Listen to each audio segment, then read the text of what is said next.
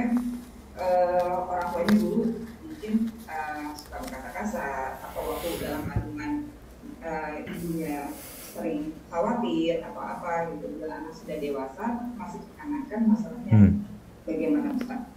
Jadi terbawa sampai sudah dewasa pun masih kekanakan atau merasakan emosi lainnya, Ustaz. Bagaimana cara mengatasinya?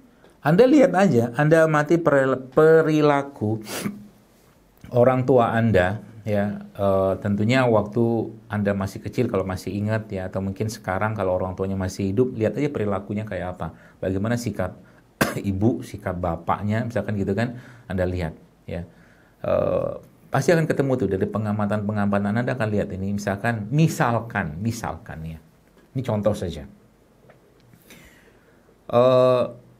suaminya orang kaya banget misalkan, si bapaknya misalkan kaya banget, istrinya orang biasa misalkan, ya. Dan Anda lihat karena dua-duanya tidak dibekali dengan iman dan ilmu, ya, yang kuat, yang kokoh, maka bisa jadi kecenderungan sang suami akan merendahkan, melecehkan istri, ya. Itu udah itunya begitu, defaultnya begitu.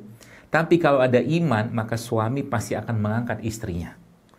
Istri pasti akan merasa terangkat dengan suaminya, gitu loh. Jadi akhirnya apa? Nggak jadi kena penyakit, gitu loh. Nah, jadi kalau kita mengamati itu nanti kita ketahuan tuh nih, oh ternyata ibuku tuh punya karakter orang yang misalkan ini nggak sempurna dalam hal mungkin bapaknya mungkin tidak cukup ilmunya, misalkan akhirnya sang ibu tadi merasa orangnya nggak pedean, gitu loh. Nah, kalau itu Anda rasakan, ya, maka tentunya kita doakan orang tua, ya, dan doakan diri kita, ya Allah, jangan jadikan kelemahan-kelemahan yang ada pada diriku nih, ya Allah, berkembang menjadi sesuatu yang tidak baik, tapi kuatkan ya Allah. Jadi kita mulai tahu tuh, kayak misalkan saya lah gitu kan, saya ngerti, ya, apa yang lemah dalam sisi orang tua saya tahu, dan apa yang lemah dari sisi ibu saya, bapak saya tahu, ya, saya tahu, ngerti banget saya, ya, sekarang gitu setelah belajar gitu kan, dan saya ngerti. Saya pun ada kelemahan sendiri yang lain, ya, yang ada pada diri. Dan itu saya sekarang berdoa, ya, berdoa memohon pada Allah agar bisa Anda sebutkan secara khusus spesifik apa, ya, atau mungkin Anda secara umum saja Anda sampaikan pada Allah dalam bentuk doa tadi bahwa tadi ya Allah, apa yang lemah-lemah dalam diriku nih ya Allah, semoga itu menjadi kuat untuk anak-anakku. Apa yang lemah dari orang tua ya Allah, maka aku mohon itu dikuatkan dalam diriku ya Allah, gitu loh, seperti itu. Mudah-mudahan bisa dipahami ya. Jadi dengan itu nanti kita lihat nih, misalkan berarti ada hubungan dong orang yang kena diabetes misalkan, atau mungkin penyakit ginjal, kan diabetes kan kaitannya sama ginjal juga tuh, itu dengan emosi warisan dari orang tua ada, yang saya pelajari ada, ya, ada banget gitu kan. Makanya ini kalau dibuka panjang lebar nih kayaknya besar, luas sekali pembahasannya. Tidak tahu nanti yang di Masjid As-Sof di Bintaro itu saya tidak tahu akan ngisinya apa, tapi kaitannya kayak sama ini juga nih, ya. Ya kan, bagaimana kita membedah diri kita dari apa yang diwariskan orang tua sama yang sekarang, kira-kira karakter kita itu kayak apa gitu loh.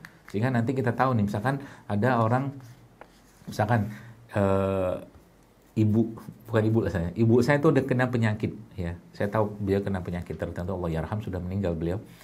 Dan saya ngerti karakter beliau kayak apa dan bagaimana bapak saya katakanlah bersikap dengan dia. Dia tidak buruk sebenarnya sikap ini, tapi tadi ketika tidak ada bekal jiwa yang kuat, ya, dan tidak tertata dengan itu, maka itu jadi terlempar. Jadi tadi ain saya katakan tadi, sehingga nanti ginjalnya kena, nanti jantungnya kena, itu saya katakan tadi. Jadi kita lagi-lagi memohon kepada Allah jiwa yang tangguh, jiwa yang kokoh, hati yang suci, yang bersih, ya, yang dia nanti bisa bisa bukan melempar, tapi sesuatu dilempar kepada kita itu dia nggak berefek kepada kita. Itulah iman, ya, kokoh imannya, jiwanya kokoh, hatinya bersih, suci, seperti itu. Dan memang itu tidak gampang, ya, tidak gampang, tapi kita bisa